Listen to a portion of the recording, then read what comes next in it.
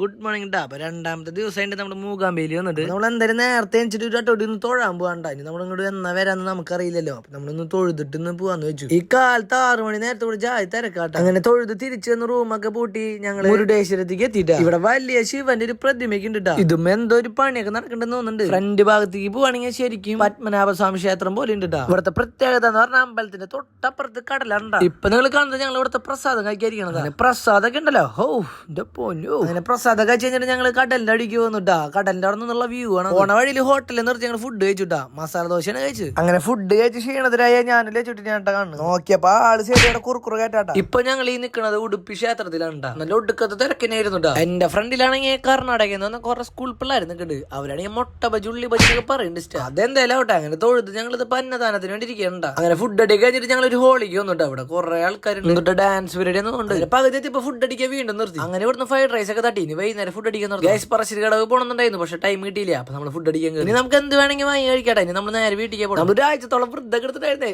അങ്ങനെ പൊറോട്ടയും ചിക്കൻ കറിയും ചിക്കൻ ശിശു ഒക്കെ കഴിച്ചിട്ട് വണ്ടി കയറി കിടന്നുറങ്ങി. നേരെ നമ്മളിപ്പോ വീട്ടിൽ എത്തിയായി. എന്തുട്ടപ്പുണ്ടായേ ഇത്ര വേഗത്തി. അപ്പൊ നമുക്ക് എന്തായാലും ഒരു അടുത്ത വീഡിയോയിൽ കാണാം. അപ്പൊ ശരി, ബൈ ടാ.